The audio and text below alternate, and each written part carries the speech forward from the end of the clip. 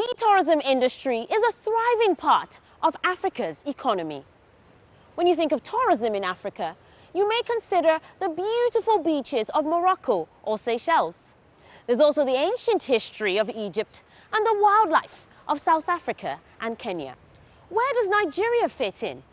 And could its most cosmopolitan city, Lagos, emerge as the true capital of tourism in Africa? I am Didi Akinyelure, and this is Destination Lagos.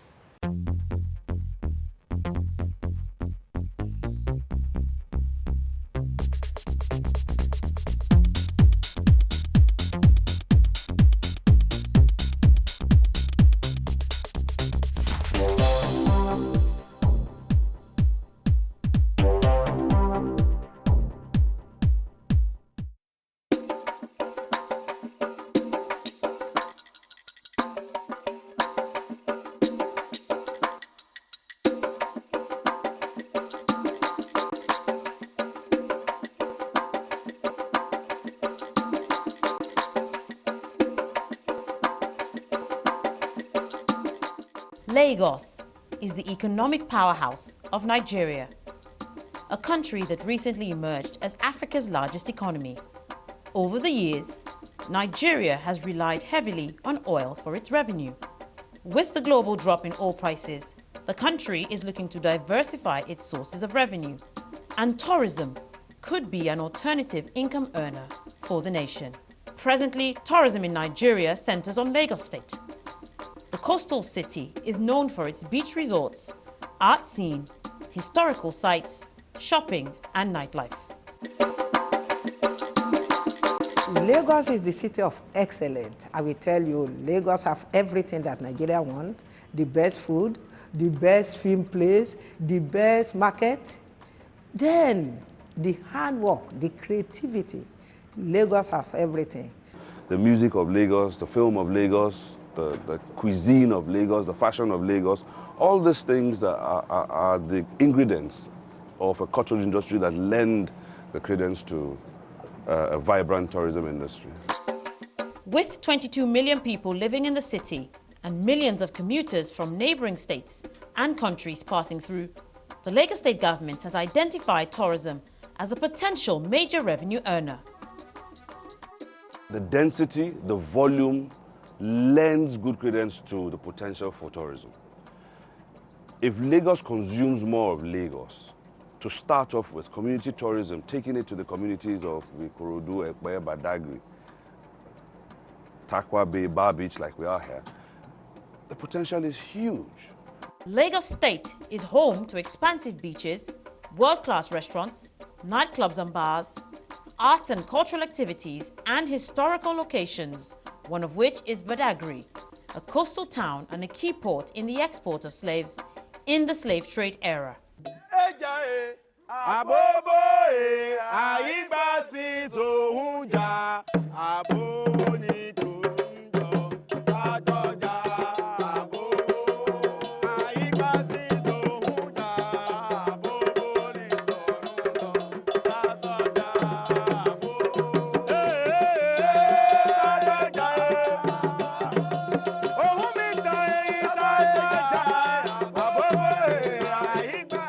We lost millions of humanity in some of the most brutal ways.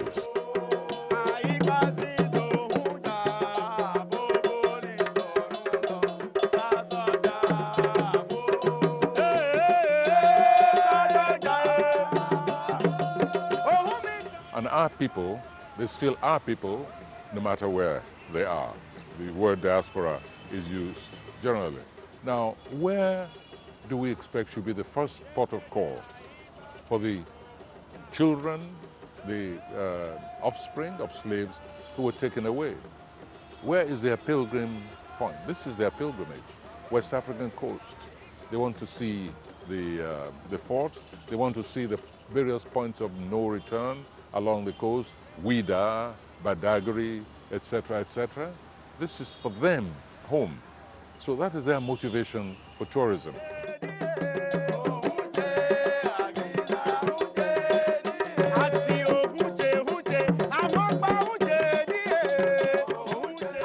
The first story building in Nigeria, a popular tourist destination in Badagri. And we have here with us son of the Badagri soil, Eko Atlantic. So tell us a little bit about this building, the history of the building. Well, nice, Didi. This building was commenced in 1842 and completed in 1845. So it took them about 3 years to finish it. And here used to have a lot of things that we can see. On this very ground is where primary education started here. Then inside we have the Bible, the first Bible that was translated by Samuel Ajayi Crowther from English to Yoruba. All the sides you have the horse, where you kept the horses. You also had the school, and also the schoolmaster's house quarters were all there. There was a church as well? Yeah, there was a church. There was a church somewhere around here. While the government has made strides in conserving historical landmarks, investment opportunities exist in the development of the untapped lagoon fronts and beaches of Badagri. Well, we're planning to build an eco community, which has 3 elements.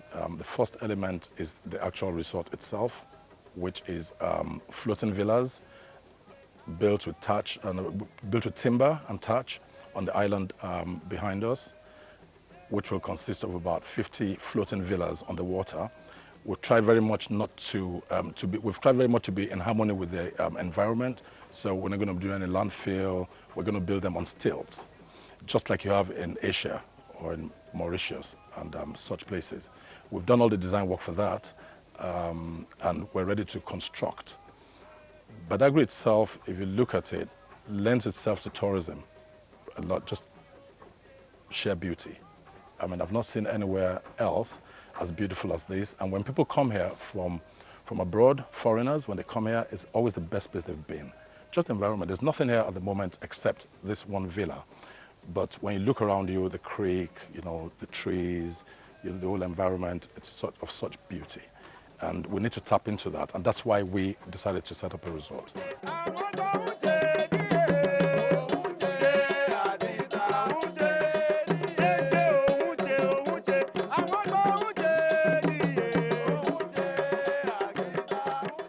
We're here at the point of no return in Badagri, and we're here with Eko Atlantic, of course, and Eko is going to tell us about the history of this place.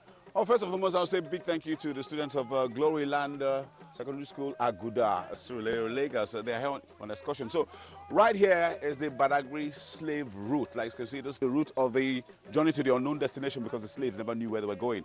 They actually bring the slaves down and stop them at the riverbank there. Then they're brought down to this place, and of course they transit from here. The unknown destination, they do not know where they're going, but they have officially become slaves. Once they get to this point, no coming back for them again. The route of the journey to the unknown.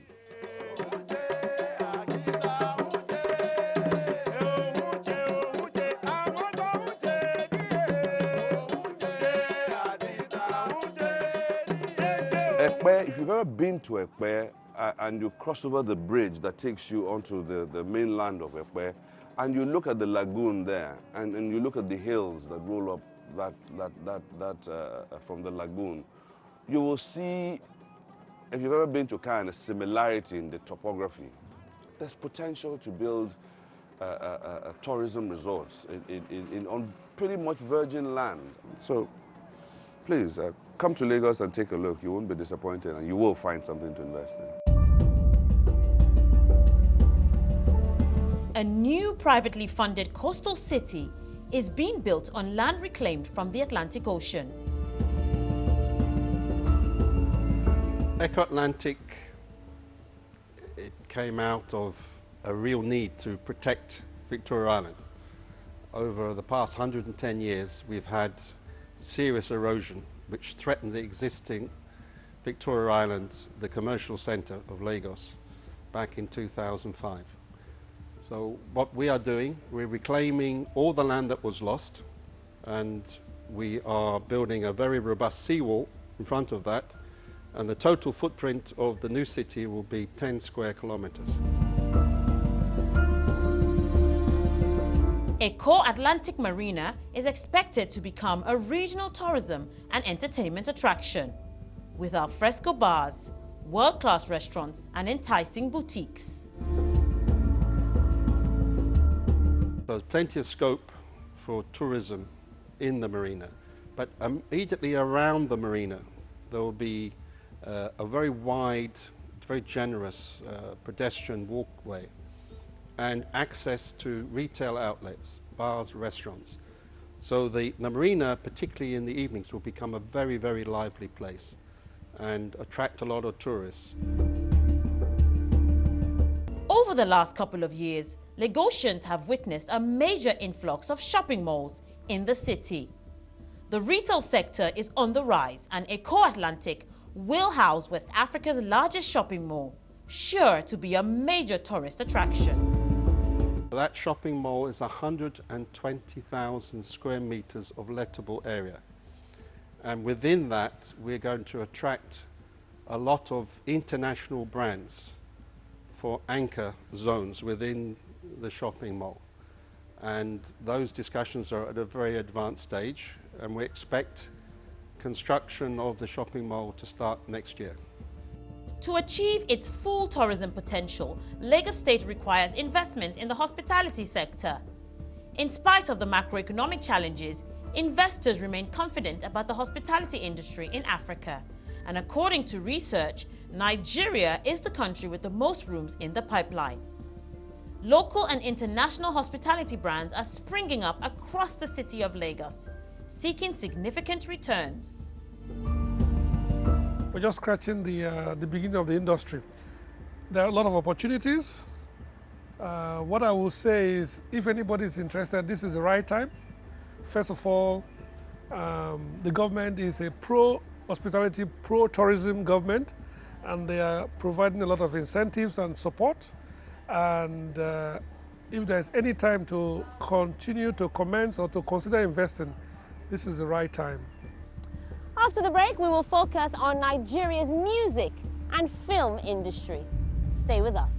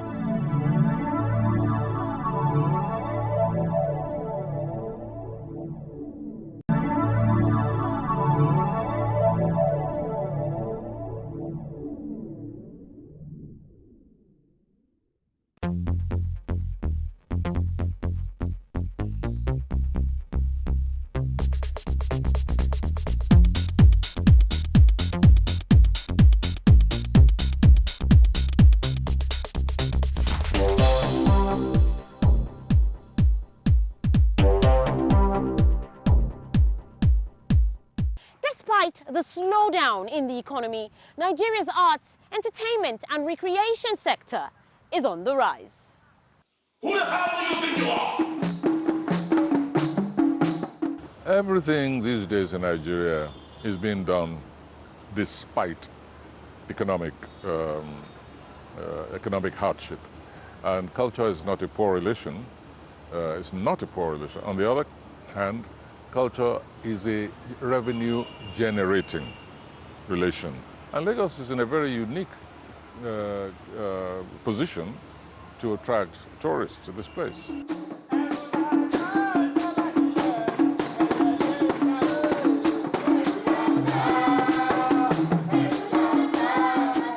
Nigeria's creative industry has the potential to boost the nation's economy.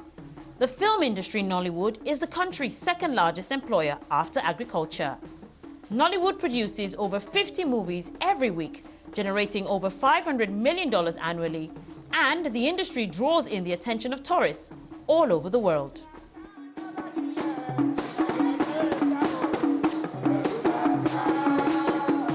Without a doubt, Lagos is the hub for movies. You find everybody from around Nigeria and West Africa and Africa at large, and in fact the world, all come here to come and do things in Lagos. So Lagos is the hub. Without a doubt, Nollywood is situated in Lagos. This is where it started. So it contributes economically, provides jobs for filmmakers and artisans who are behind the scenes, and also helps to boost tourism. You want to find the stars, you find them in Lagos. Most of them, about 90% of the stars are all in Lagos. But what we're looking at now in future is to have a major center, like a hub, like what you have in Hollywood, where everybody congregates in one place and you're looking for like a one-stop shopping place where you find everything. Today we'll comfortably say that Nollywood is not just a film-making industry for entertainment, but also for tourism, to showcase that which we have to the rest of the world. There are thousands of people all over the world, globally, who want to visit Lagos, to want to see what we have in Lagos. We have there Your Masquerade, we have beautiful places in Lagos to want to showcase to the rest of the world. It's a sight and sound, because sometimes you see a movie that's shot in Lagos, you find all these tourist attractions. When people come in, they try to identify with it. For instance, I'll tell you the three men who welcome you when you're coming to Eko, the National Theatre. Now we have the Lekki Link Bridge. We have quite a lot of things. Then we have Badagri, Ekpe, Ikorodu. So we have quite a lot of things to attract people. And when you film this thing, whether you're shooting a Yoruba film or an English film, and they see these things, and once they're passing through, they get to identify with all those sites. So it's some sort of sight and sound bite for them. I remember when I went to California. I was going to San Francisco and I saw the San Francisco Bay. I attracted myself. Oh, I've seen this in the movie. So same thing applies when you come here. So it boosts tourism as well. So when people come, they identify with those sights and sound things in Lagos. So it works. It is a symbiotic relationship. The entertainment scene in Lagos is fast expanding. The city uses music, film, and the performing arts to showcase the creativity of its citizens. You can't take away the involvement and impact of entertainment and music industry. And when you mention music and entertainment in Africa, the first country that comes to your mind is Nigeria. And when you mention Nigeria, you know the city that comes to your mind is Lagos itself, because you have over 70–80% of the stakeholders in the industry, in the music industry in Nigeria, resident and based and practice, of course, in Lagos. What is tourism if you do not have content? We know for a fact that Lagos is the birthplace, is the home of Nollywood. We know for a fact that Lagos is the home of hip-hop, or if you like, hip music in Nigeria, which of course is the biggest in Africa, if not in the entire black world. And therefore what the administration of Governor Akinyelure is trying to do is to create an enabling environment for activities to thrive. Entertainment has always been a good tool to drive tourism, and His Excellency Governor Ambody has experimented with this at the end of last year when he decentralized One Lagos Fiesta, to see how entertainment could feed through consumption of what Lagos has to offer, especially with music. And I think he was quite successful with that. For music superstar Jermaine Jackson of the acclaimed Jackson family, the music and entertainment scene in Lagos presents tremendous opportunities. Yeah, the music is great. It's very rhythmic. There's a lot of rap, and I love some of the instrumentation because it's different from what we use. Jermaine plans to invest in tourism in Lagos through the development of a world-class music academy. Yeah, it's called JAPA, Jackson Academy Performing Arts, and it's where we can sort of give the opportunity to young talent here to sort of cultivate their talent and to give them a chance to be ready for the global world. The arts and culture scene in Lagos is one that captivates tourists from all over the world. A major player in the promotion of arts and culture is the Nike Art Gallery. Through her extensive art collection, founder Nike Davis Okundaye celebrates the creativity of African art. I opened my first gallery in 1968 in Osogbo, which is my headquarters. And when I moved to Lagos, Lagos is the city of excellence. More and more people who cannot come to Osogbo, they visit this workshop and they visit the gallery. And it's now become a place where, when you have guests, where to showcase this creativity and the handwork of Nigerian artists. And their voice is their work. Nike's Gallery, the largest in West Africa, is a well-known tourist destination situated in Lagos. If you go to TripAdvisor, the first place to see in Lagos is this. So this is the most popular gallery in Africa right now. If we don't receive visitors in a day, we must receive between 20 to 30. If we don't receive, some good day, we receive up to 150. So today we are here at Nike Art Gallery, one of the most popular art galleries here in Africa. And I believe that here in Lagos, it is actually the largest. Thousands and thousands of tourists come from all over the world to take a look at the beautiful art that we have here in Lagos State. Now I'm going to show you my favorite pieces, so come with me. Now look at this. This I really like because I like the way they've put it together, so love that.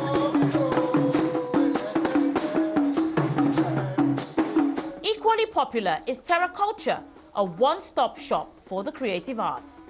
Situated in Lagos, this center promotes the richness and diversity of Nigerian art and culture. When we started 13 years ago, there were very few spaces that tourists could visit to look at our artworks, to listen to our music, our dance, our culture, essentially. So I think in a way, we were one of the few spaces that sort of like put all of this together under one roof. I'm sure you've seen it as well from TripAdvisor. We've gotten awards as a destination. So what you tend to see is a lot of times you come in here, 70% of the crowd are foreigners or visitors coming into Nigeria, even Nigerians that are visiting home. So I think we've added some color and some variety to the tourism space in Lagos.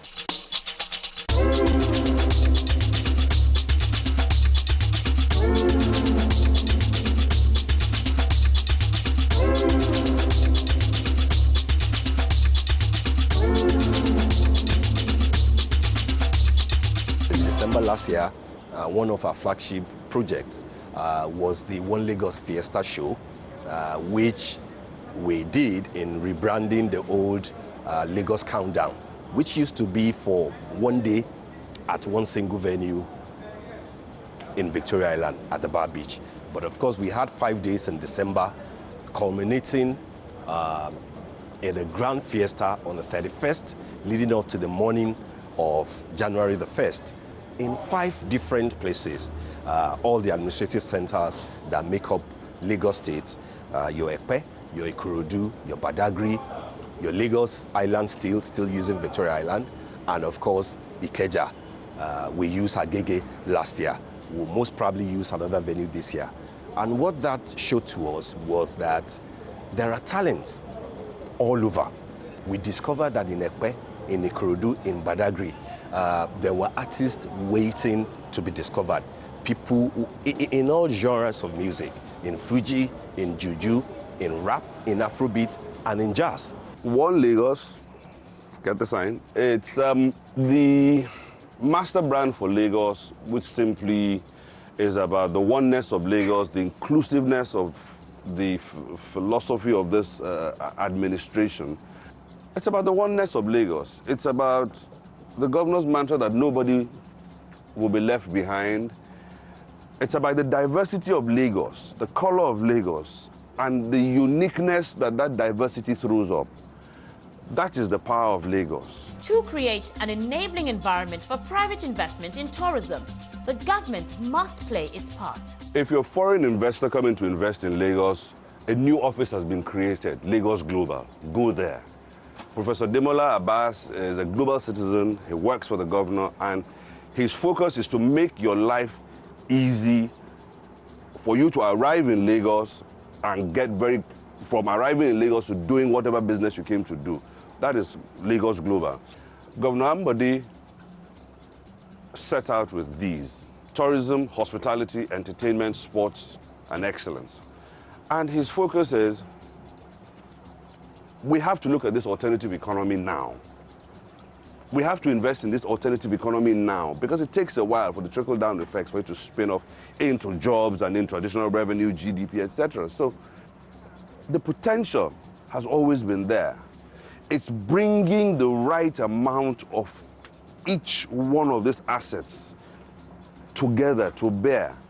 It's like, you know, you've got all the ingredients to cook a wonderful soup. Until you put them all into the pot and set fire to it, that soup isn't going to be ready. And I think Governor Ambode has ignited the fire. The ingredients are in the pot. I think we're warming up to a thoroughly delightful tourism meal. In the second half of our two-part series on tourism in Lagos, we will identify the challenges that stifle the growth of the sector and tap into the opportunities that exist for potential investors aiming to fill in the gaps. I am Didi Akinyelure. Thank you for watching, and see you next time on Destination Lagos.